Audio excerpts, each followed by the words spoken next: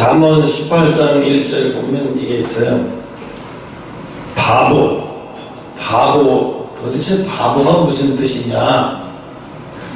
바보라 그러면 우리 좀 생각이 모자라서 구별 못하고, 애울은 구별 못하고, 막 이런 사람을 보고 바보라고 그랬지만, 근데 사실은 그건 바보가 아니에요.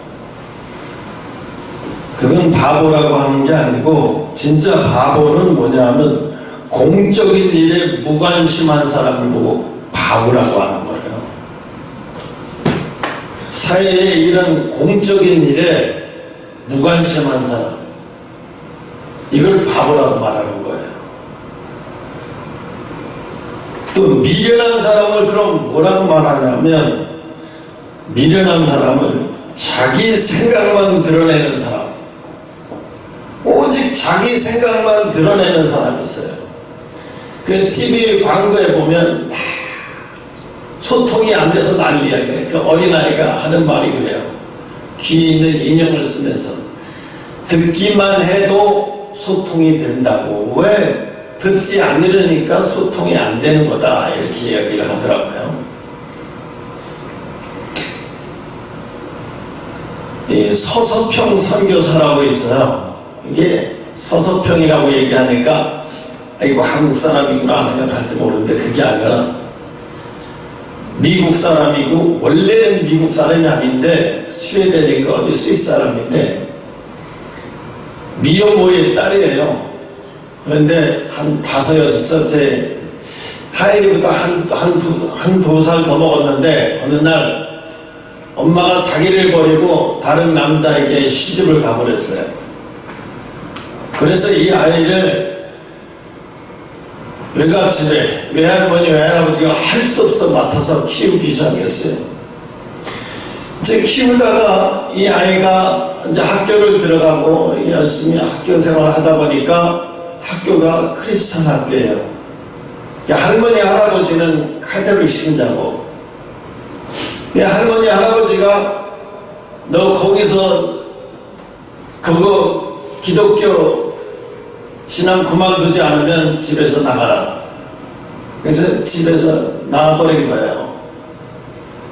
나와버려가지고 미국으로 건너가서 미국 장로교에 소속되어 있는 선교단체에서 일을 하게 됐는데, 이 일을 하다 보니까 세계에서 제일 가난한 나라가 어딘가 하고 찾아보니까 한국이라는 나라더래요. 이 이름을 처음 들어본 나라고, 근데 그 나라는 미국 선교사들도 아무 관심도 없고 누구도 관심이 없더래, 거기에는. 그래서 도대체 이 한국이라는 나라가, 조선이라는 나라가 어떤 나라인지 너무 궁금하기도 하고, 그 사진만 보고 너무 이상하게 생각해서, 그래서 자기가 이제 이 조선이라는 나라를 복음을 전하기 위해서 이제 자기가 가기로 결정을 한 거예요. 왜냐하면 아무도 관심을 두지 않거든요. 편한 데만 사람들이 가지, 그게 아무도 관심을 두지 않는 거예요. 그러니까 이 서서평이라고 하는 선교사 이름이, 한국 이름이 서서평이에요. 진짜 이름은 서서평이 아닌데, 한국으로 2달에 한 번씩 배가 가는데 그 배를 타고 한 달인가 2달 만에 도착했어요. 군산에 도착해가지고 이제 한국에서 선교사로 살다가 1888년생인가 그래요. 80년생인가? 그에다가 1932년에 33년인가에 죽어요. 딱 52세에 죽고, 딱 한국에 와서, 조선에 와서 복음을 전한 게 한 25년 가까이 복음을 전하는데 여자예요. 평생 시집도 안 가고. 다른 사람들은 한국에 오면, 한국에 와도 선교사처럼 옷을 입고 다니고 표시를 하고 옷도 그렇게 입고 다니는데, 이 여자는 한국에 와서 검은 치마 입고, 신발이, 여자 신발이 안 맞아서, 키가 크니까 여자 신발이 안 맞아서 까만 고무신을 신고 다니는 거예요. 남자 고무신. 까만 남자 고무신 신고 까만 치마 입고 하신 저고리 입고 머리도 한국 여자처럼 이렇게 길러가고 쭉 쓰고 이러고 돌아다니면서 복음을 전했어요. 나중에 이렇게 하다가 지금 한일 장신대학교라고 있어요. 그 한일 장신대학교를 세우신 분이 바로 그분인데, 그분이 지난번에 내가 금요일날인가 그분의 생애를 이렇게 봤어요. 유튜브를 통해서 선교사의 생애를 보니까 이분은 참 이름도 별로 없는 데다가 헌신한 거 보니까 대단하게 헌신했어요. 이런 분을 왜 사람들은 신학교 다닐 때 공부도 안 하고 맨날 언더우드 얘기만 하고 맨날 그런 사람만 얘기하지 이런 사람은 얘기를 안 하지. 그래서 이분이 한 얘기가 바로 이거예요. 처음에 한국에 오니까, 조선에 오니까 사람들이 다 바보들이에요. 다 바보. 이 얘기는 무슨 얘기냐? 다 바보들이고 양반은 다 미련한 것들이라고. 자기 눈에 다 바보들에다가 양반이라고 하는 것들은 다 미련한 것들이더래요. 그러니까 왜? 미련하다는 얘기, 자기 얘기만 하라는 거예요. 자기 얘기만 들으라고 떠들고 다녀요. 그리고 바보들이라는 얘기는 공적인 거에 아무도 관심을 두지 않아가지고, 그래서 여자들을 전도를 하는데 여자들이 이름이 없더라는 거예요. 뭐 끝으니 끝면 뭐 전부 다 이런 식으로 개똥이, 아니면 그냥 김씨, 박씨, 뭐 나이 먹은 사람은 김씨, 박씨, 뭐 그냥 이름이 없는 거예요. 사실 그 당시에는 이름이 없어요. 우리 족보에 보면은요, 정조할아버지, 고조할아버지인가 천조할아버지부터는 홍병철, 그 다음에 유씨 이렇게 돼 있어요. 부인 이름이 유씨. 그 다음에 또 홍무슨 재범, 그 다음에 박씨 이렇게 돼 있어요. 이름이 없어요. 여자 이름이. 성만 있어요. 성만. 그래서 내가 그 족보를 보면서 왜 여자들이 이름이 없지 참 이상하다 그렇게 생각을 했는데, 우리 족보만 그런 게 아니라 옛날에는 다 그랬던 거예요. 이분이 한국에 와서 한 일이 뭐야? 모두 공적인 일에 무관심한 걸 돌리느라고 그 일을 한 거예요. 그래서 학교를 세우고 여자들을 공부를 시키기 시작하고 엄청나게 오해를 받으면서, 그러니까 다른 데 가치를 둔 게 아니라 이 나라는 이것부터 시작해야 되겠구나. 예수 믿고 전도하는 것도 중요하지만 우선 학교를 만들어야 되겠다. 그래서 여자들의 학교에 나오게 만들어야 되겠다. 그래서 추석부를 만드는데 이름이 없어요. 전부 이름이 전부 비슷해갖고 무슨 년 욕이야. 다 이름이 쌍놈은 다 욕이야. 이름이 끝쓰니가 한글도 아니고, 그러니까 자기가 이름을 지은 거예요. 지어서 넌 이름이 내가 이렇게 부르면 너는 그렇게 대답해. 그게 네 이름이야. 이렇게. 근데 그렇게 하다가 많이 힘들어 하다가 시집도 안 갔어요. 53세인가 이렇게 해서 이제 순교당하시고 돌아가셨는데, 질병을 통해서 너무 먹지 못해서. 왜? 음식도 그냥 다른 선교사들은 자기 맞는 음식을 막 사먹거나 만들어 먹고 이랬는데 이분은 그냥 똑같이 먹는 거예요. 그냥 조선 사람들하고 똑같이 먹는 거예요. 그 양반들이 먹는 것처럼 똑같이 먹는 게 아니라 그 쌍놈들이 먹는 것처럼 똑같이 먹는 거예요. 그러니까 선교사들이 하루 2원이 나와요. 2원, 3원 이렇게 2원이 나와요. 하루 식비가. 그게 장로교단에서, 미국 장로교단에서 보내 하루 식비가 2원 해갖고 계산해서 한 달 해갖고 선교사비가 오면 자기는 하루 그걸 2끼 먹고 또 2원짜리 좋은 음식을 먹는, 2원이면 엄청 좋은 음식을 먹는 건데 좋은 음식도 안 먹고 10전짜리 응? 또 뭐 그것도 더 싸구려 먹고, 그래서 다른 사람들과 같이 먹는 거야. 뭐 음식 굶고 뭐 이런 사람들 데려다가 같이 먹고 막 이렇게. 응? 이분이 한 게 뭐 있나 보니까 이분이 한 건 그거예요. 공적인 일에 무관심한 사람들을 가리키는 거예요. 어린아이들은 이제 배움을 시작한 나이에게 사회에 관심을 두는 것을 가리키는 거예요. 그러니까 애들이 어떻게 되겠어요? 생각이 달라지죠. 사모가 오늘 아침에 그러더라고. 우한에서 사람들 많이 비행기에 태우고 와가지고 국립의료센터로 막 찾아갈 때 사모가 그걸 보면서 저 사람들이 이 조국이 얼마나 귀한 줄 인지 알았겠다고.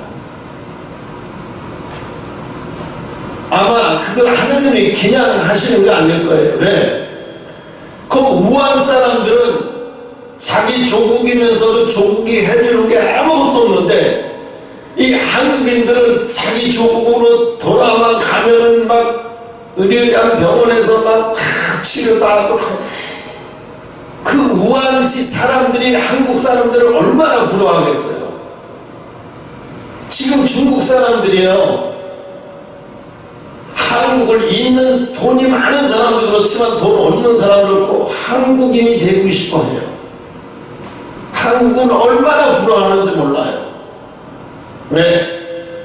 한국은 가난한 사람, 약한 사람, 연약한 사람 국가에서 다 관심을 두기 때문에 어디 아파도 국가에서 내버려두지 않고, 안 아파도 국가에서 내버려두지 않아. 1년, 2년에 한 번씩 무조건 가서 검사해. 막 이렇게 하니까 중국은 그런 결의가 있어요. 상상도 안 되죠. 그러니까 너무 어떻게 해요? 부러운 나라인 거예요. 특히 우한 사람들이 볼 때는 너무너무 부러운 거예요. 조국이 저렇게 잘 사는 조국이 있다고, 돌아갈 조국이 있고, 조국에서 와서 비행기에 타고 가서 병동에 다 앉혀고 우리를 최고의 수준의 의사들이 와서 다 칭찬하고 지금 거 얼마나 좋겠어요. 이 그들이 볼 때는 돌아갈 조국이 있고 한국에 있는 그 한국 사람들이 얼마나 부럽겠어요. 또 돌아가는 한국 사람들은 처음으로 거기서 우한시 사람들이, 우한시에 있던 사람들이 처음으로 느껴요. 내 조국이 있다는 거, 돌아갈 곳이 있다는 거. 비행기가 오는데, 그 우한시 유튜브에서 한국 교민이 비행기가 오는데 눈물이 나더라는 거예요. 비행기가 오는데 눈물이 나더라는 거예요. 그런 경험을 한 번도 느껴보지 못했지, 처음으로 느껴본 거예요. 조국에서 비행기가 와가지고 우리를 태우러 온다는 느낌, 그 설레여갖고 잠을 못 자요. 응? 그게 바보가 뭐냐? 바보가 공적인 일에 무관심한 거예요. 응?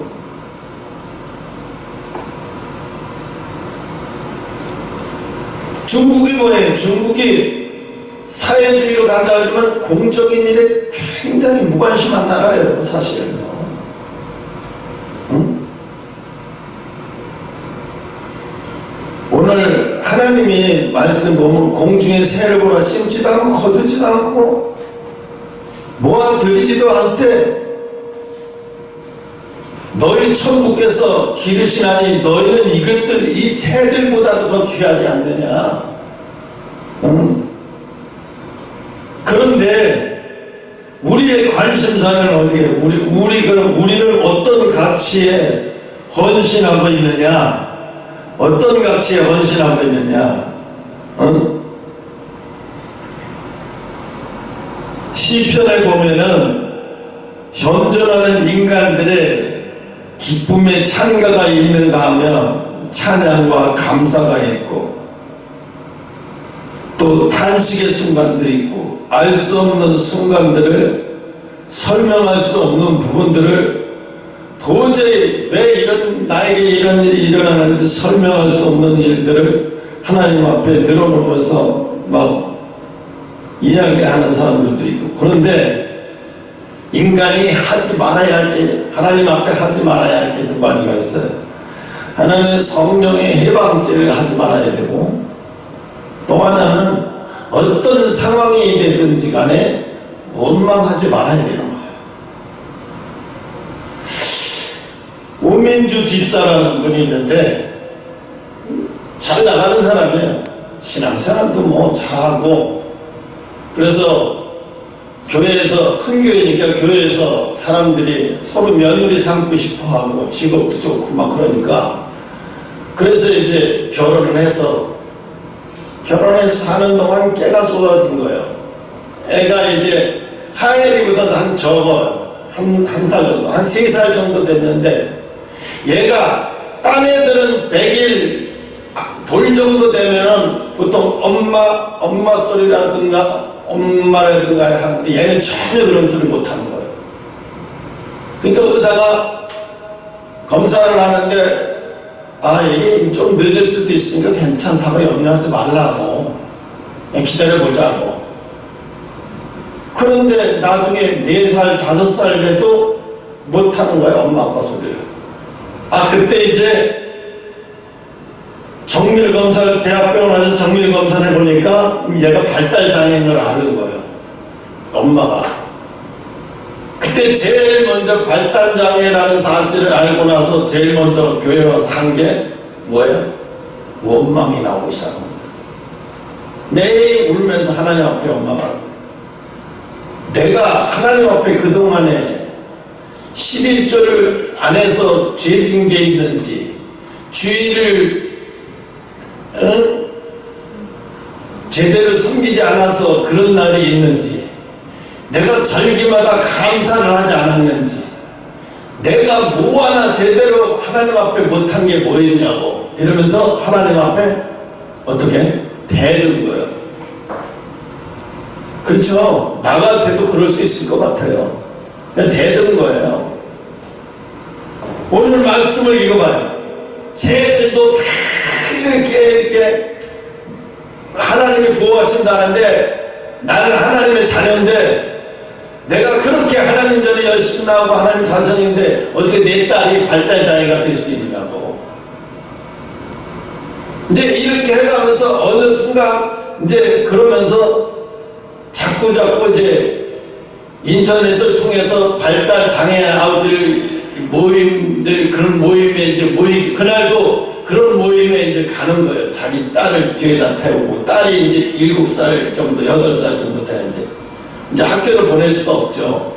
7살, 8살 정도 된 딸을 이제 뒤에다 태고 운전하고 가는데, 이 딸이 갑자기 한 번도 그런 소리 안 했는데, 소리를 지르더니 비명을. 생전 엄마 소리도 못하던 애가 엄마 그러면서 소리를 비명 소리 줘서 너무 놀라서 차를 가다가 중간에 그냥 가도 해도 아니고 중간에 딱 세우고 뒤려다 보니까 애가 막 토하더라는 거예요. 막 토하더라고. 그래서 얼른 뒷자리로 가서 애를 자기도 모르게 애를 혀가 들어가는 것을, 혀가 말려서 이 안으로 들어가는 것을 혀를 꽉 누르면서 애를 안고 길바닥으로 뛰어나오면서 살려달라고 막 차로 휙휙 지나가는데 막 살려달라고 길바닥에서 7살짜리 끌어안고서 막 살려달라고. 119에다 전화할 생각을 못하고, 그러니까 사람들이 저 여자 미쳤나 보다고 막 빵빵거리고 막 죽으려고 한다겠나 막 이러는데, 지나가는 사람 보고 이제 119에다 신고를 해가지고 차가 왔었니. 그거 물어본 거예요. 나중에 119 그때 어떻게 갑자기 아이의 이 혀를 누를 생각했냐니까 자기도 모르겠네. 자기도 모른대. 왜 혀를 내가 눌렀는지도 모르겠고, 혀를 얼마나 눌러댔는지 이 손가락이 시퍼해질 정도로, 그걸 정말 그러지 않았으면 큰일 날 뻔했다고 하더래요. 혀가 말려 들어가서 여기 들어갔으면 기도가 막혀서 죽는 거예요.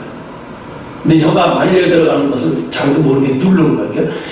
그러니까 하나님이, 성령이 그 손을 잡아가지고 그 아이가 혓바닥에 말려 들어가는 것을 눌러버린 거예요. 그래서 이제 병원으로 갔어요. 병원으로 가서 이제 중환자실에 가서 며칠 동안 입원하고 이러면서 이제 정상으로 돌아왔는데, 그렇다고 해서 뭐 발달장애가 갑자기 나아진 게 아니에요. 그냥 이제 그 쇼크에서 벗어났죠. 정상으로. 그래서 이제 그 유튜브에서 보니까 이제 홈스쿨을 하더라고. 학교를 보내지 않고 홈스쿨을. 그 미술을 전공한 학교에 교회 집사님들이 교회 마당에다 컨테이너를 2개 해놓고 거기다가 홈스쿨을 하는 거예요. 얘는 글로 와서, 그래서 거기서 가르치는 거예요. 미술을 가르치는 거예요. 얘는 말도 잘 못해요. 그림 그리고 막 가르쳐주고, 이렇게 겉으로 볼 때는 멀쩡해요. 근데 그 엄마가 이 아이를 통해서 정말 한나처럼 기도하는 사람이 된 거예요. 자기 딸을 돌보는 시간보다 자기 딸 같은 아이를 돕기 때문에 실망하고 좌절해 있는 사람들을 찾아다니는 거예요. 그러면서 그 사람들과 똑같은 대화를 하고 그 사람들을 일으켜 세우는데, 그러니까 자기 딸을 아침에 맡겨놓고 나가서 엉덩이 들고 돌아다니고 저녁 때 와서 데려가고. 근데 옛날 같은 그런 어두운 표정이 없어요. 얼마나 밝은지 몰라요. 애를 보면 막 이뻐서 죽으려고 그러고, 7살짜리 얘는 엄마 싫다고 막 이러고. 근데 이 오민주 집사가 하나님을 이제 정말 하나님이 누군지도 모르고 하나님의 성품이 어떤지도 모르고 그냥 종교인처럼 다닌 거예요. 그러다가 이제 그날 쇼크로 인해서 그때 처음으로 느낀 거예요. 하나님이 자기를 버린 게 아니라는 사실을. 그 위급할 때 자기 손을 통해서 아이의 혀를 눌러서 아이의 혀가 말려 들어가지 않도록 누르는 게 너무 충격적이었던 거예요. 자기는 그걸 왜 내가 눌렀는지도 모르고 그게 어떤 행동인지도 몰랐는데 의사들이 깜짝 놀란 거죠. 어떻게 그런 생각을 할 수가 있었나. 근데 자기가 한 게 아니라 하나님이 했다는 사실을 통해서 그때서 알았어요. 하나님이 버린 게 아니라 하나님이 얼마나 사랑하시는 줄을 그때 아는 거예요. 하나님이 얼마나 사랑하시는 줄을. 발달장애를 만들었으니까 하나님이 우리를 벌주고 우리를 버리려고 이렇게 했구나라고 생각을 했는데 그때 하나님의 사랑을 아는 거예요. 하나님이 얼마나 깨우쳐주고 싶고 얼마나 알게만, 맨날 주일날 교회만 와서 예배 드리고 가고 먹고 살기 위해서 세상에서 나만 잘 먹고 살기 위해서 다니고 또 교회 와서 예배 드리고 가고, 그게 하나님 앞에 잘하는 게 아니라는 거죠. 뭐가 잘하는 거예요? 세상의 바보들을 깨우는 거예요. 세상의 바보들을 깨우는 게 뭐예요? 공적인 일에 무관심한 사람들을 깨우는 거예요. 왜 정광훈 목사가 나가서 저렇게 하루에 2시간씩 자고 그 설교 강단도 못 올라가서 뒤에서 며칠서 이렇게 보디가드가 7명이나 있어요. 안경 쓰고 180이 넘는 100kg 이상 되는 사람은 운동이 뭐 종합 격투기가 한 15단씩 되는 사람들이에요. 왜? 맨날 죽이겠다고 하는 사람들이 막 설쳐대니까.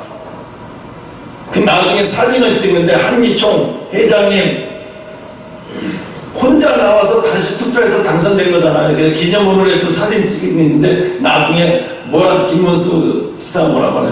아니 이번엔 경호원들하고 목사님하고 사진 좀 찍어요. 그러니까 그 경호원들이 아니 우리가 뭐하러 찍어요? 아니야, 걷기 위해서도 찍어야 돼. 그러니까 거기 있는 사람들이 읽으면서 전부 선글라스 끼고 시커먼 양복 입은 데다가 목살을 뺑 눌러서 어디 딱 이러고 사진을 찍는데, 사진을 찍으면서도 막 깔깔대고 웃더라고. 그러면서 하는 얘기가, 전 목사가 하는 얘기, 누가 보면 이 사진을 보고라도 무서워서 난 못 건드릴 거야, 이러면서 얘기를 하더라고요. 왜 그 사람이 하고 있는 일이 뭐예요? 바보들을 깨우는 거잖아요. 자기 잘 먹고 잘 살게 해달라고 맨날 하나님 앞에 나와서 기도하고 새벽마다 부르짖고, 그것도 모자라서 헌금해서 비나이다 잘 되게 해달라고 맨날 그렇게 하는데, 하나님은 뭐예요? 더 잘 먹고 잘 살기 위해서 매달리지 마라. 오늘 26절을 해요. 야, 공중의 새를 봐봐. 심지도 않고 거두지도 않고 그래도 저것들도 내가 책임지는데, 너희들이 아무리 못나도 그렇지 저 새만도 못하냐? 너희들이 저 새보다 1000배만배 나한테 귀해. 그럼 내가 안에서 책임진다는데 왜 나한테 맡기지 못하고 너희들은 미련한 사람처럼 살아? 왜 그렇게 미련하게 살아? 오직 너만 생각하고 오직 너만 잘 되기 위해서, 오직 네 새끼를 위해서 왜 그러고 사냐고. 가수 누구죠? 흑인 여자 가수, 오래된 우리나라 그 가수 누구죠? 누구? 아니, 나이 많이 먹은 사람 누구지?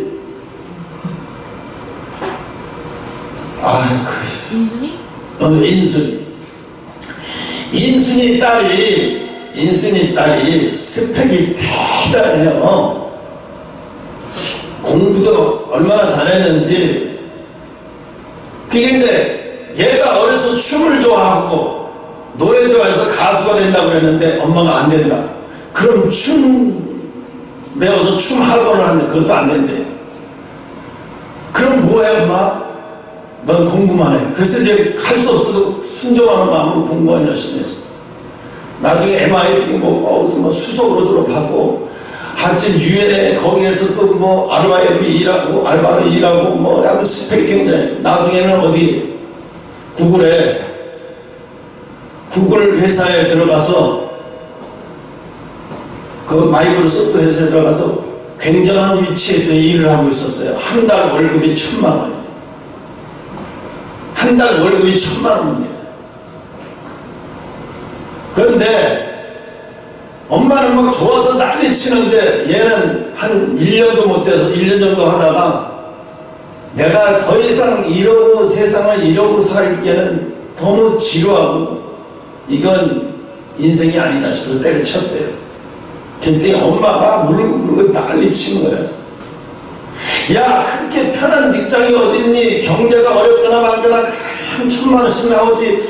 야, 그런 직장이 어디 있다고 너는 난리 치니까 얘가 그래. 엄마, 내가 개돼지야?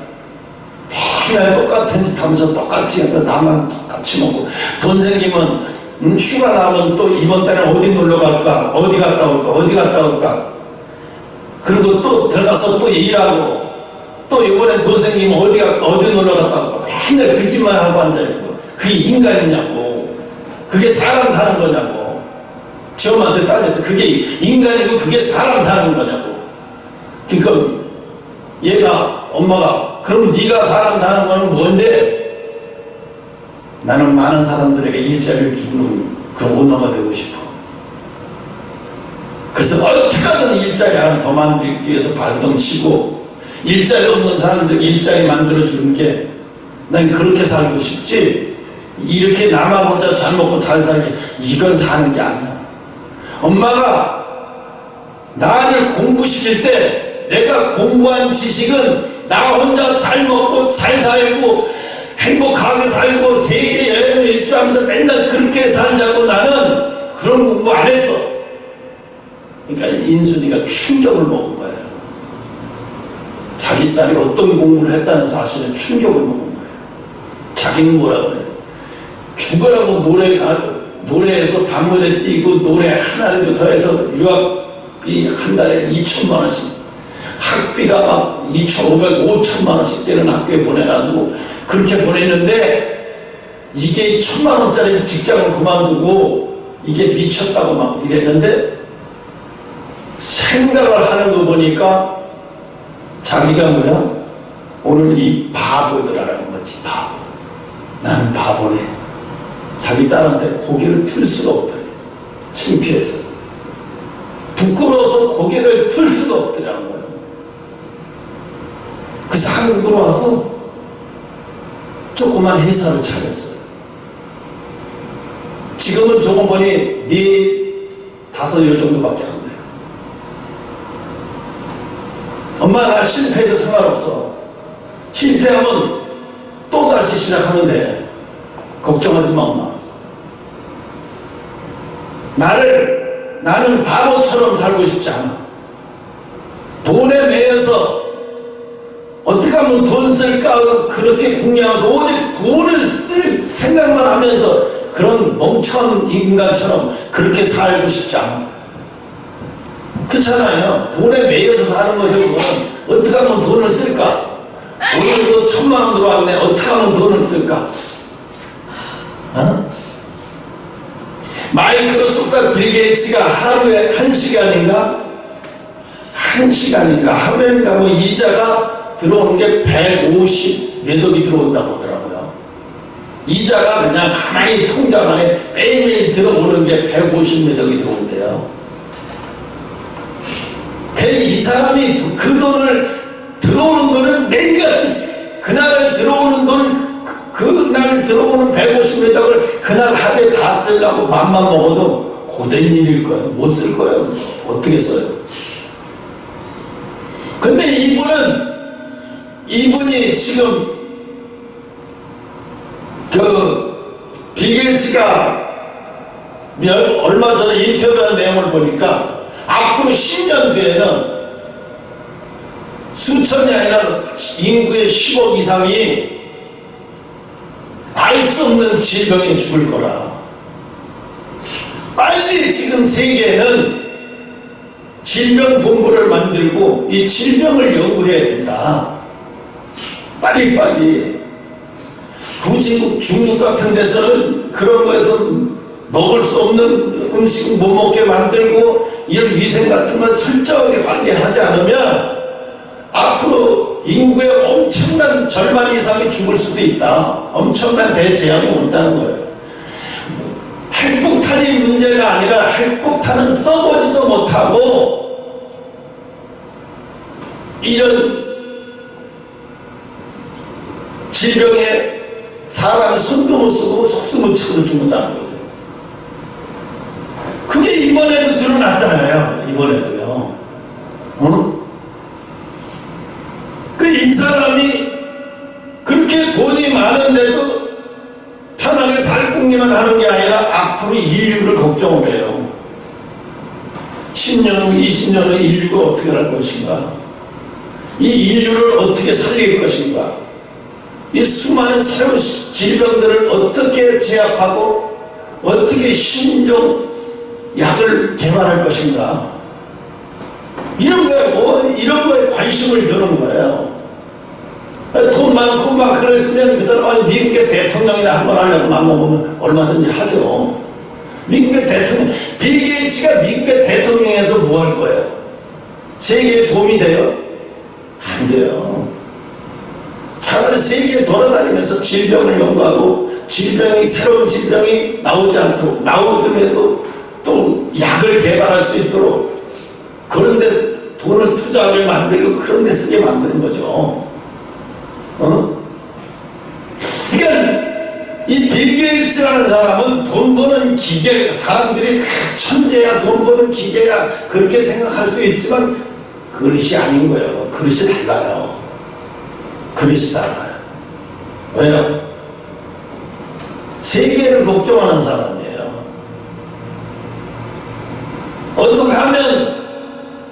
어떻게 하면 이 세계의 민족이 질병에 대해 재앙에서 피해갈 수 있는지 이런 것을 연구하고 이런 거에 대비하고.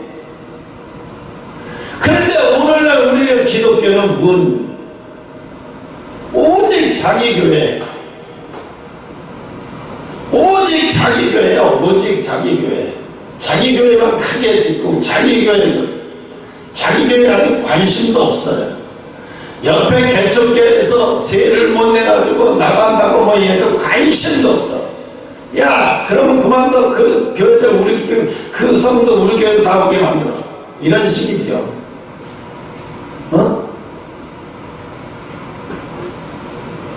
어떤 큰 교회 사모님이 자기가 정말 얼마나 헌신하고 열심히 하고 교회도 이만큼 키웠으니까 이제 내가 그렇게 울고짖고 성도들한테 그렇게 보살펴주고 내 일했으니까 내가 천국에 가면 하나님 앞에 상을 받겠지. 그랬는데 어느 날 꿈에 천국에 딱 갔는데 천국의 입구에서 어마어마하게 생긴 사람이 가로막 들어가서 한눈에 봐도 알겠더래. 베드로 사도인지. 그래서 혹시 베드로 사도 되십니까? 그랬더니 그렇다고 하더래. 근데 여기서 왜 이러고 계시냐니까 넌 여기 들어올 자격이 없다고 그러더래. 그래서 너무 충격해서 지금 내가 누군지 알고 계시냐고, 내가 어느 교회 사모인지 알고 계시냐고.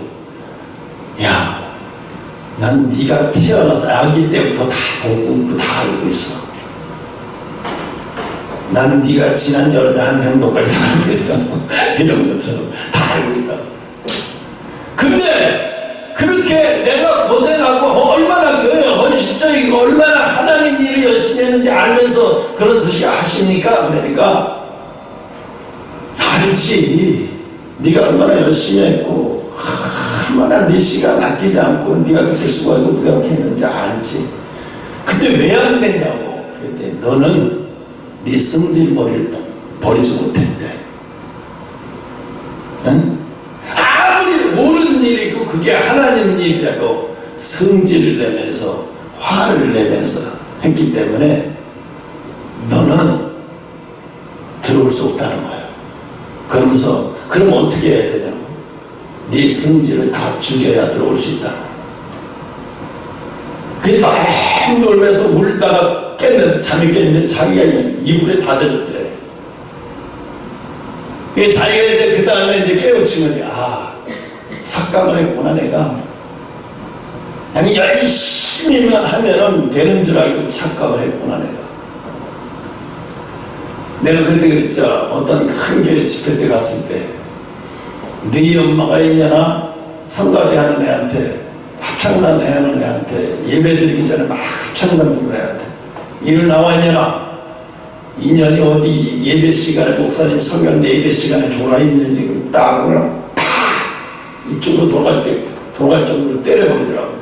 그 아이가 아무 소리도 않고 가만히 있습니다. 인연 애미가 내가 개척할 때 15가정이나 끌고 나갔다가 다시 들어온 여자 인연이.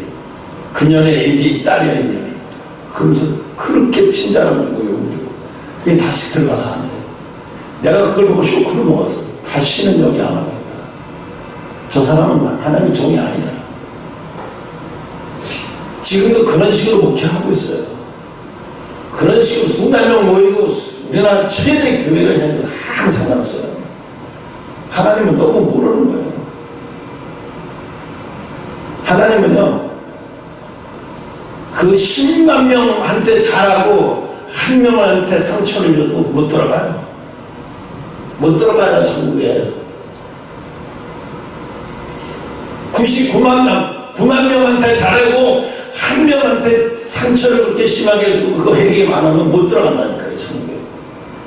착각하는 거예요. 내가 이렇게 크게 하고 내가 이렇게 크게 이런데 교회 내가 목사고 이런데 교회에 내가 예배를 인도한 사람인데 나 같은 사람이 천국에 안 들어가면 누가 들어가요? 이런 식이죠. 착각하는 거예요. 너무 착각하고 너무 착각을 이런 사람이야말로 미련한 사람이에요. 미련한 사람. 응? 그러니까 제가 얘기했잖아요. 오민주 집사라고.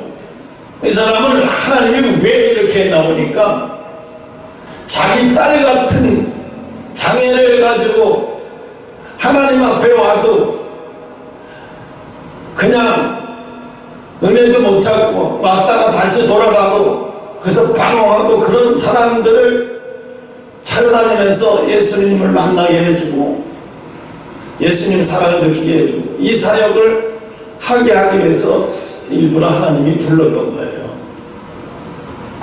근데 불렀는데 자기를 부른 것을 불렀다고 생각을 못하고 뭐예요? 깨닫기 전까지 하나님이 나를 버렸다는 생각으로 가득 차 있는 거예요. 나를 버렸어. 나를 버렸어. 그 교회는요, 마당이 조그매 한마루교회처럼 마당이 조그만데 거기다 컨테이너 2개 갖다 놓고 그 아이 때문에 그때부터 교회 홈스쿨을 만들기 위해서 2층짜리 컨테이너를 갖다 놓고 교실을 만들어 놓은 거예요. 그래서 교회에서 전공한 집사들을 돌아가면서 공부 가르치고 미술 가르치고 미술 치료하게 해주고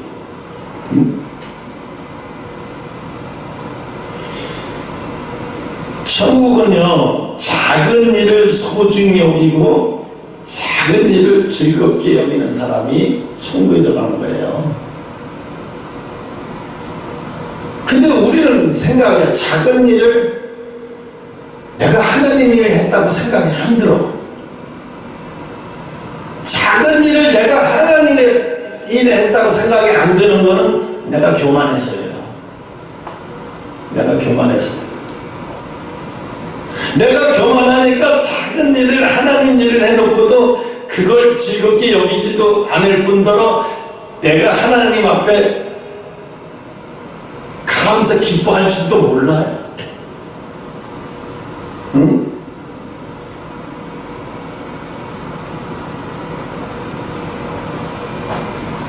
우리가 하나님이 기뻐하는 건 별거 아니에요. 주변에 엄청난 절망스러운 환경에서도 절망에 빠지지 않는 거예요.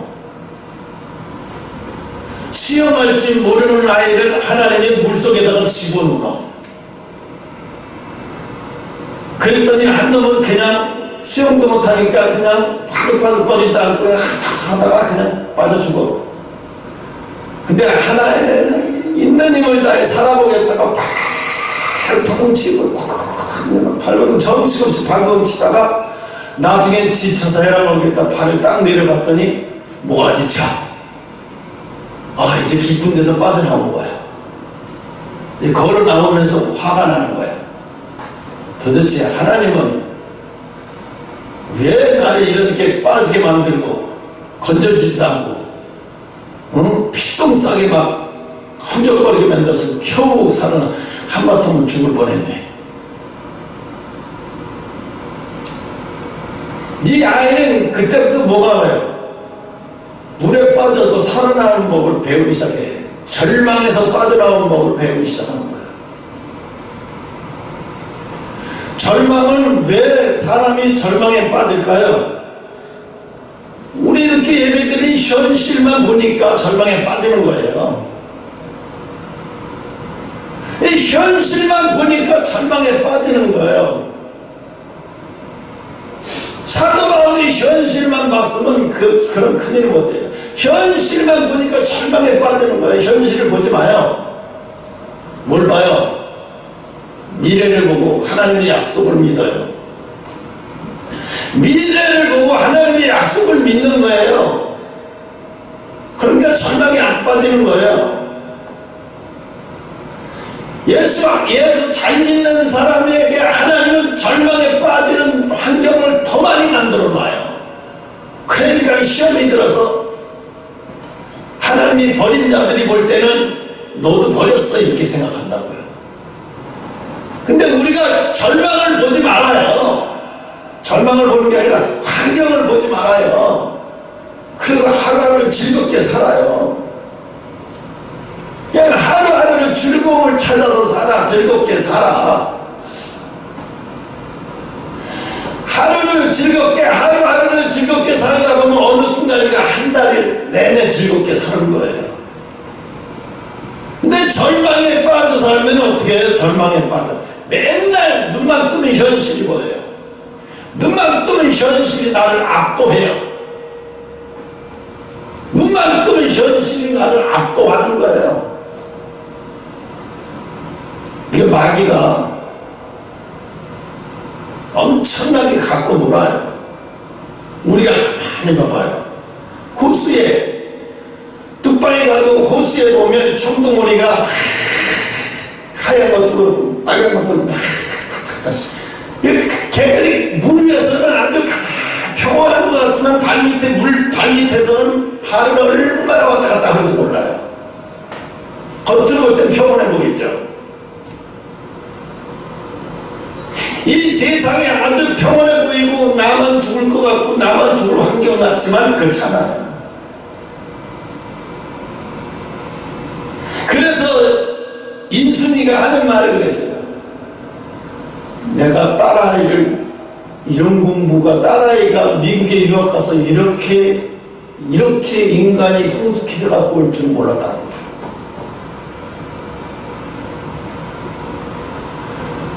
나는 딸아이 앞에서 고개를 못 들겠다는 거야. 오직 나 먹고 나 살기 위해서만 열심히 했지. 그리고 또 사람들한테 뭘 잘했다고 내가 존경받는 가수야. 내 딸 앞에서 나는 선배님 존경한다 이런 소리 누구도 못하게. 너무 창피하다.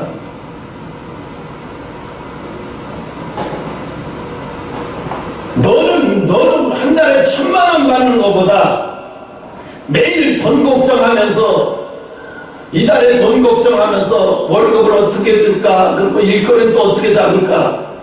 너는 그게 힘들지도 않니? 딸아이한테 물어봤대. 너는 그게 매월 월급 줄 때마다 그게 힘들지 않니? 아니 당연하게 생각하고 각오하고 시작한 건데 뭘. 아니 각오하고 시작한 건데 뭘 힘들어. 당연한 거지 언어가. 그리고 월말 내서 월급을 자동으로 지급하는데 어떻게 지급하냐. 직급별로 제일 낮은 직급별을 먼저 주고 한꺼번에 월급을 못 준 날이 있어서 직급별을 잡고 직급이 제일 낮은 자를 먼저 주고 직급이 높은 자를 10일 월급이 10일 지난 다음에 줄 때도 있대. 그래서 미안하다고 얘기하면 그 직원이 그런데 사장님이 혼자 편하게 1,000만 원 벌 수 있는 일도 때려치고 와서 이렇게 우리한테 직장을 주신 분인데 그런 소리 하지 마시라고. 내가 창피해 죽겠다고. 그런 소리 하지 마시라고. 내가 창피하다고. 당신은 편안하게 1,000만 원씩 받아 먹고 편하게 살 것도 다 때려치고 일부러 와서 이거 하고 있는 거 아니냐고.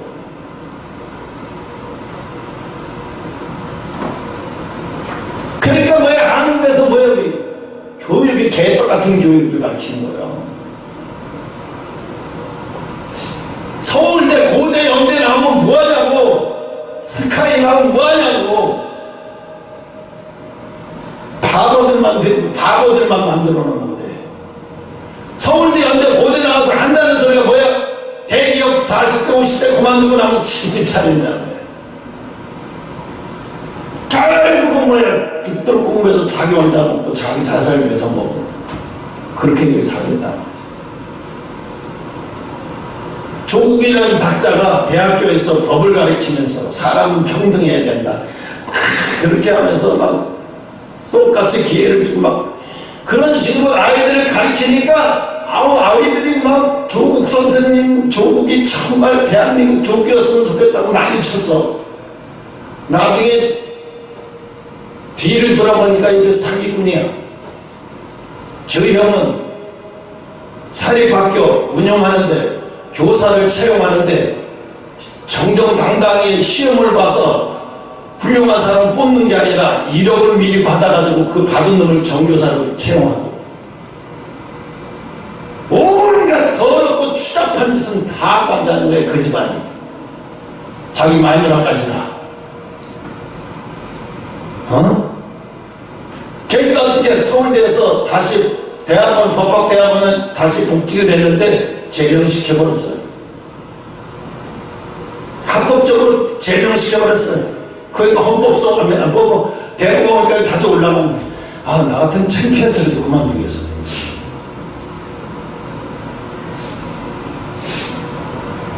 왜 젊은 애들이 돌아섰냐? 이유가 거기 있는 거예요. 왜? 대한민국의 최고의 대학에서 법을 가르쳤던 사람이 알고 봤더니 바보더라 이거지. 응? 알고 봤더니 바보더라 이거지. 바보한테 교육을 받은 거야. 응? 열받아 안 받아?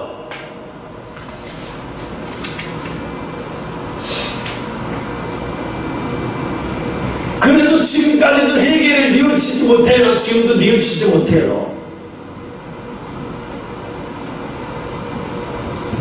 인순이 딸만도 못해요. 차라리 인순이 딸 같은 애가 서울대 법대 가서 그 법을 가르치는 게 차라리 낫겠어.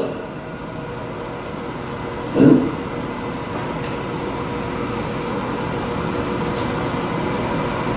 제가 어렸을 때 얼마나 많은 상처를 받았어. 너는 막 혼혈이다. 너도 혼혈이다. 너도 흑인이야. 너네 나라 가. 학교 다니면서 이런 수모와 이런 것들 엄청나게 많이 했거든. 근데 그렇게 상처를 많이 받았으면 얘가 커서 내가 돈으로 벌어서 돈으로 원수 갚아버릴 거야. 쌍놈 새끼다. 그랬을 텐데 이 아이가 교육을 제대로 받고 오더니 완전히 바뀌어버렸어. 응? 반대로 서정이 따라볼까요? 걔도 미국의 LA에서 변호사 시험 2번 떨어졌다가 합격했죠. 지금 돈 엄청 잘 벌어요.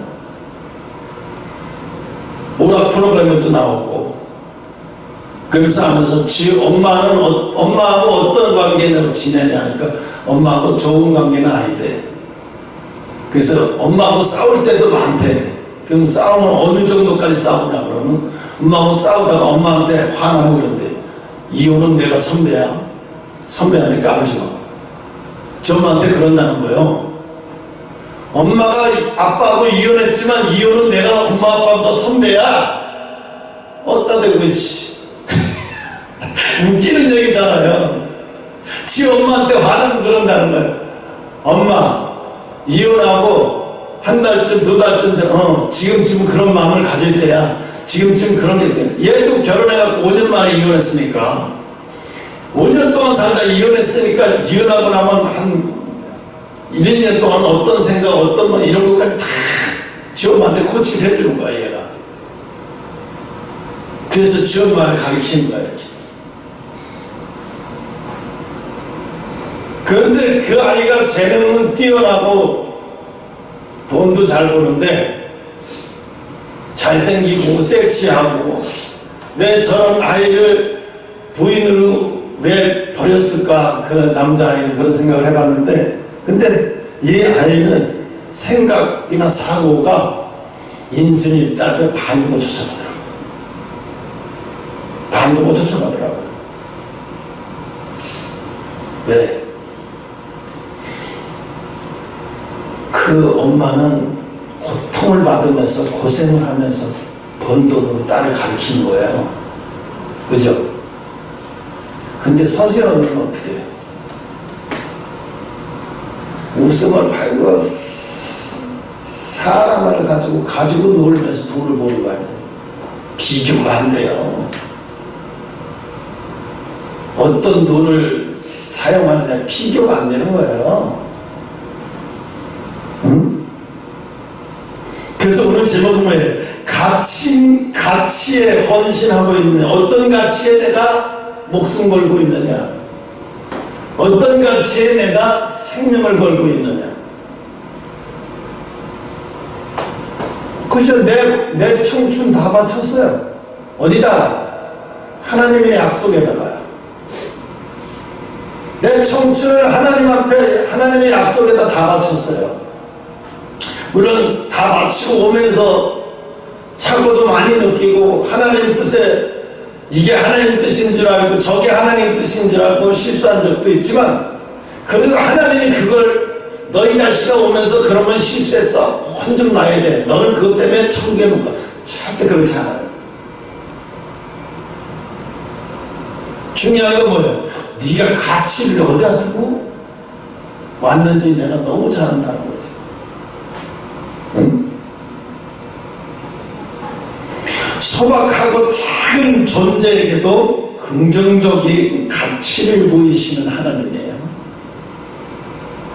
풀 한 포기, 꽃 하나도 하나님 거기에도 관심을 두시는 분이에요. 하물며 하나님이 인간으로 만드신 나와 여러분에게 관심이 없으시겠어요? 여러분이 자꾸 어디로 세상에다가 자꾸, 지금도 여러분은 서동과 고모로성의 롯의 아내야. 지금도 한쪽은 교회를 하나 있고 몸뚱이는 막 돌아서서 세상을 향해 있으면서 어쩌면 좋아, 세상이 너무 좋아, 어쩌면 좋아, 이러고 있는 거야. 응? 아니면 몸은 돌아섰는데 마음이 안 돌아서 있어. 하나님 다 아시죠? 몸은 돌아서 있는데 마음이 안 돌아서 있는 다 알죠. 응?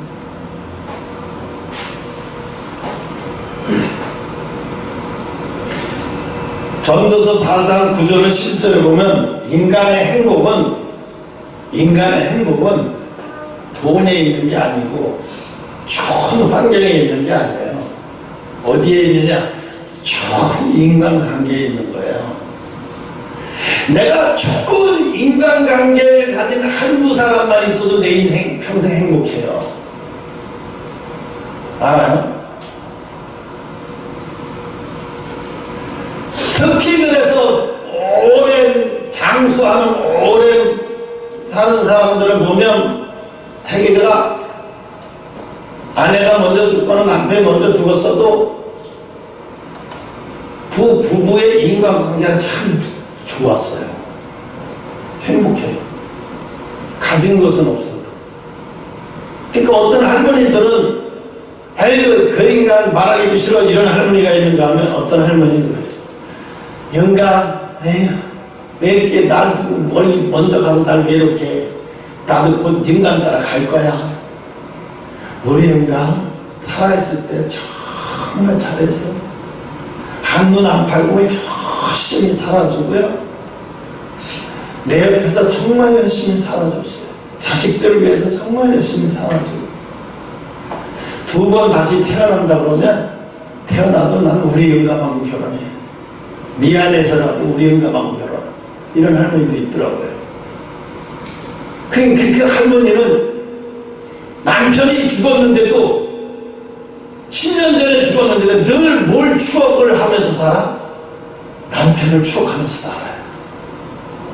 그래서 마음은 늘 행복해요. 남편을 추억하면서 사니까 마음이 늘 행복해요. 남편이 쓰던 물건을 그대로 만들어주고, 애들이 서울로 이사 오는데 안 가.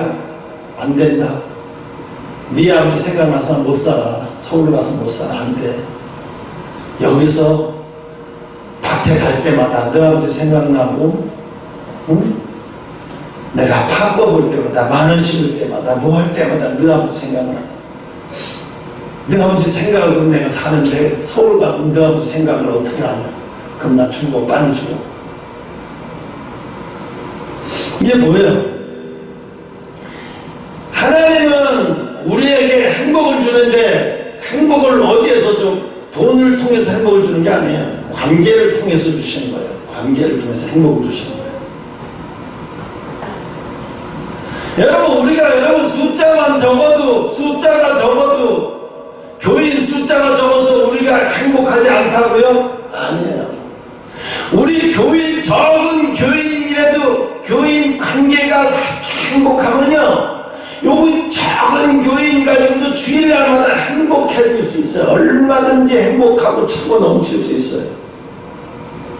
근데 왜 행복하지 못할까? 이유는 뭐예요? 올바른 관계가 되지 않기 때문에. 하나님 안에서, 예수 그리스도 안에서의 올바른 관계가 되지 않기 때문에 그런 거예요. 행복하지 않는 거예요. 예수 그리스도 안에서 올바른 관계가 되면요, 누디아 같이 되는 거예요.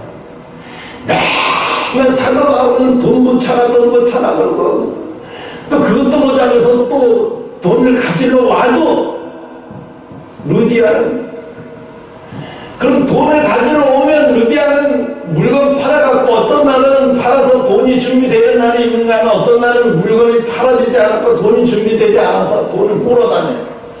그래서 돈을 꾸어가지고 이제 사도 바울 선생이 오면 이제 준비됐던 것을 주면서, 돈이 문제가 아니라 주면서 이제 밤새도록 얘기하는 거예요.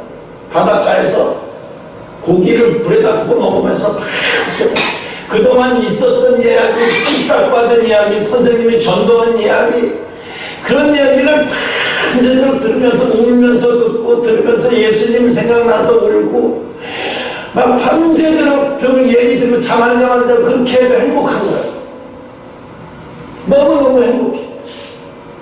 그랬던 날 바울 선생님이 보따리에 주신 돈 꼭 잘 간직해서 가져가시라고 보내면서도, 이 누디아는 어떤 생각이 드냐면, 내가 더 열심히 벌어서 조금 더 해주지 못하는 게 너무 미안하고.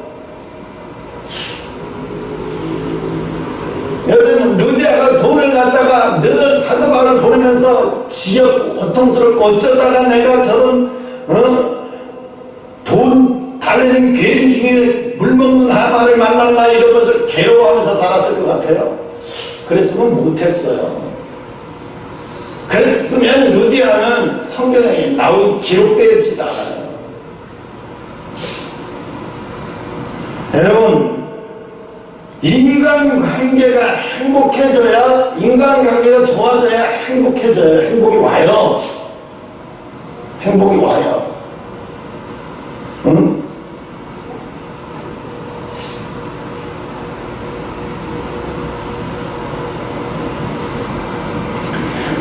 아무리 좋은 음식을요, 혼자 먹어봐요. 이게 먹는 것은 생존이고요, 마시는 것은 즐거움이거든요. 근데 마시는 것을, 아무리 좋은 것을 혼자 마셔도 즐겁지 않아요. 같이 마셔야 즐거워요. 아무리 좋은 커피도 누가 같이 마시고 같이 음미해야 행복하죠. 아무리 좋은 생각을 해봐요. 100년 된 산삼을 먹는다고 해, 혼자서 골방에서. 맛있겠어요? 무슨 얘기 있겠어요? 봐주는 사람이 있어야지. 내가 먹어도 나 100년 된 산삼 먹었어, 막 이렇게 보면서, 상대를 보면서, 그래 행복한 거죠.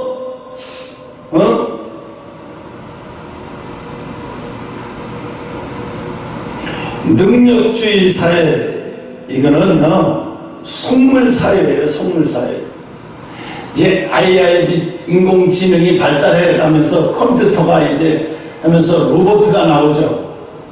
로봇가 다 해서 수학이고 뭐고 계산 다 해주고, 말만 하면 다 해. 지니야 음악도 표정어 하듯이 이제 로봇가 발전해 가면 어마어마해요. 근데 로봇가 발전해, 우리나라만 안 그렇지 일본 가봐요. 로봇가 얼마나 발전했는지 상상을 초월하죠. 그런데 로봇가 발전해도 할 수 없는 게 있어요. 그게 감정이에요. 감정하고 기뻐할 줄 모르는 거예요. 이제 IQ 높은 사람은 IQ 200짜리나 IQ 100짜리나 소용없어요. 왜? 뭐 하버드대, 지금은 하버드대 어쩌고저쩌고 하지만 나중에 IQ 높은 자나 IQ 낮은 자는 별 차이 없어요. 왜?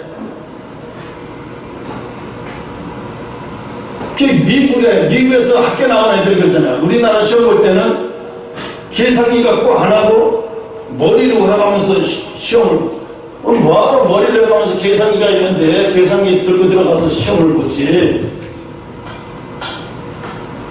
한국에서 미국으로 처음으로 갔는데, 중학교에 입학했는데, 자기는 시험 본다고 하니까 연필만 딱 갖고, 한국처럼 연필만 딱 갖고 들어가서 시험을 보는데, 그러니까 머리를 놓고 다 계산하고 하는데 딴 애들은 계산기를 두면서 반도 안 하고 다 나가버리더래.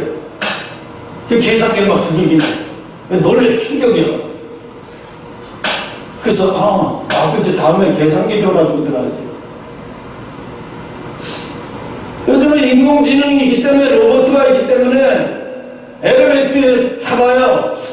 다리 긴 놈이나 짧은 놈이나 노인네나 걷지 못하는 노인네나 실제 탄 사람이나 똑같이 올라가요. 그죠?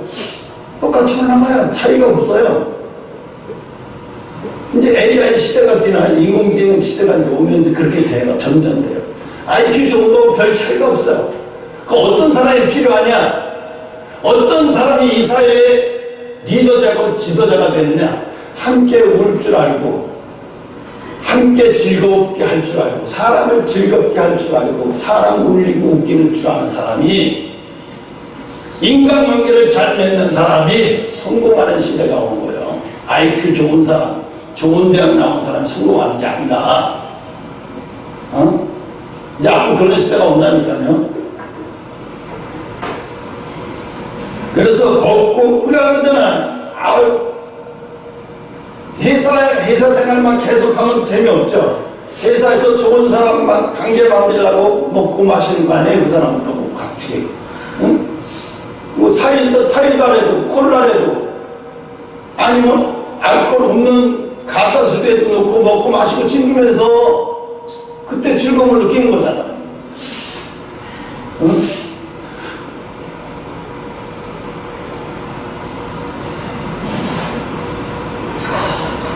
마시는 것만큼 마음을 즐겁게 하는 것이 없나니 이렇게 얘기하는데, 그래서 앞으로는요 작은 일을 소중히 여기는 사람이 그런 사람이 대우받는 시대가 온다는 거예요. 그런 사람이 지도자가 되는 날이 오고, 그런 사람이 학교 선생이 되고, 그런 사람들이 지도자가 되고, 그런 사람들이 공무원이 되고. 이제 공무원을 머리 좋다고 뽑으면 안 돼요. 응? 우리는 만물을 보이는 그대로가 아니다라는 거예요. 만물을 보이는 그대로가 아니라는 거예요. 그 만물을 보는 그대로 보고서 막 실망하고 좌절하고 소망을 끊어버리고, 응? 그 목사도 그러고 자살하는데 뭐 설교는 그렇게도 해놓고 자살을 해요. 왜 절까? 사탄 마귀한테 져가지고, 마귀한테 케어 펀치 당해가지고 음란에 넘어가서 이제 자기 가정이 깨지고 이 여자도 버리지 못하고, 그러다가 고민하다가 괴로워서 너무 괴로워 견디지 못하다 자살해요. 정리를 못하니까. 이쪽을 버리든지 이쪽을 버리든지 버려져야 되는데 안 버려지니까, 정리가 안 되니까 그 고통에서 견디지 못하니까 죽는 거예요.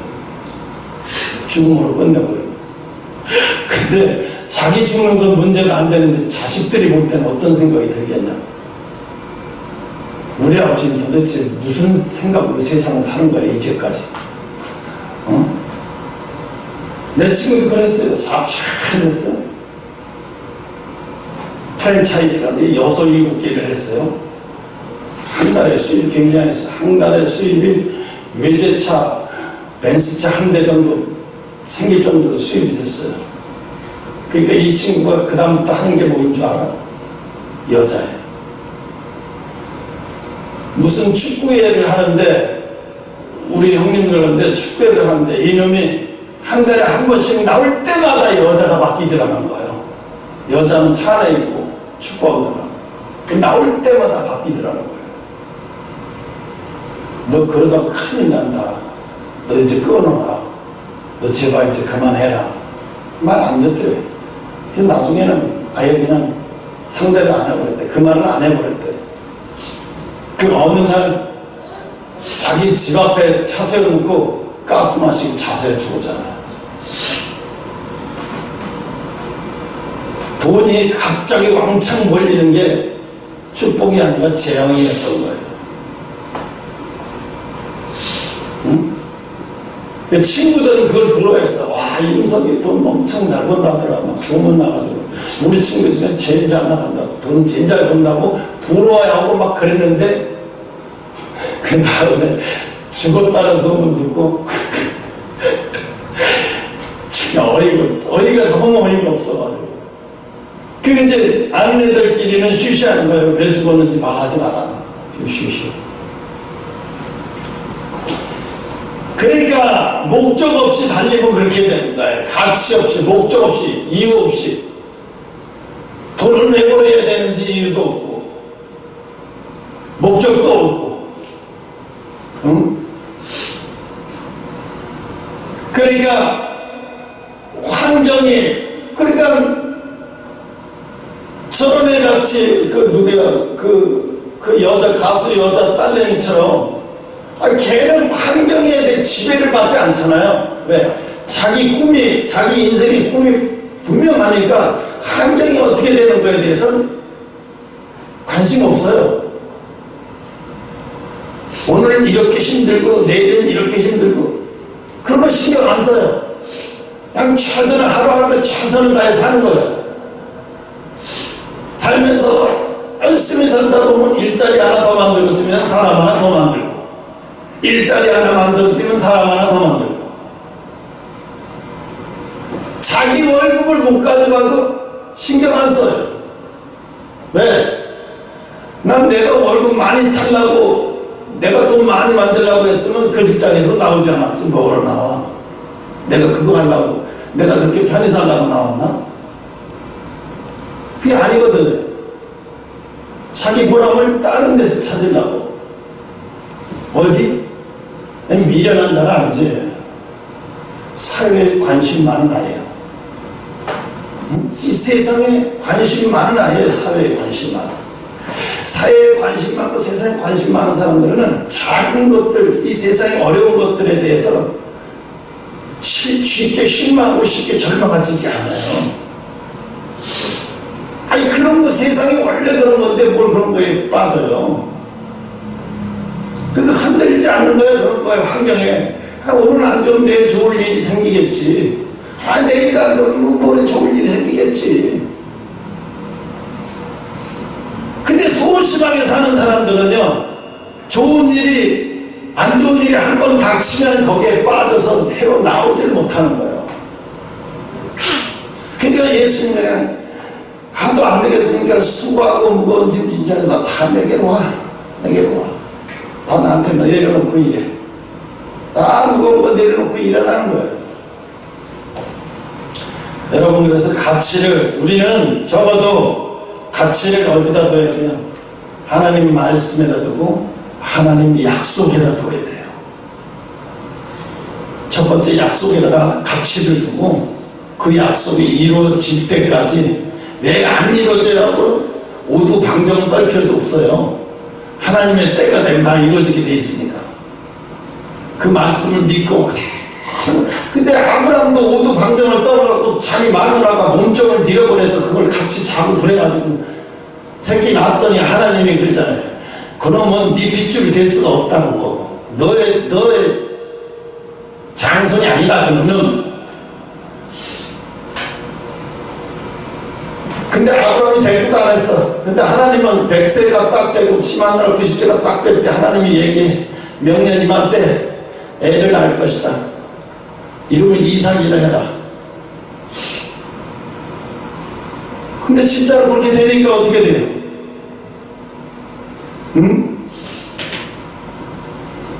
그게 아브라함에게만 통하는 일이에요. 오늘날 여러분에게 통하는 일이고 나에게 통하는 일이에요. 약속을 하나님이 아무나 약속을 하시지도 않지만 약속을 하면 반드시 이루시는 게 하나님이에요. 그래서 약속이 하나님이라고 얘기하잖아요, 우리가. 세상 사람들은 그거 몰라요. 약속이 뭐 하나님이 무슨 약속을 해. 신이 뭔 약속을 하냐고 얘기해요. 그래서 약속이 하나님이라는 거예요. 그러니까 예수님은 우리 뭘 기다려요? 다시 오신다고 하는 그 약속을 믿고 기다리는 거예요. 다시 오신다고 하는 약속. 물론 내가 그 약속 오기 전에 내가 죽으면, 예수 잘 믿고 죽으면 내가 오는 날 넌 땅속에서 부활되리라. 너는 부활돼서 너는 올라갈 거야. 걱정하지 마. 네가 때를 못 얻어서 죽게 되면 또 내가 올 때 또 부활할 거야. 너 육신이 다시 부활해. 그러니까 염려하지 마. 이슬에 하나 기도하겠습니다.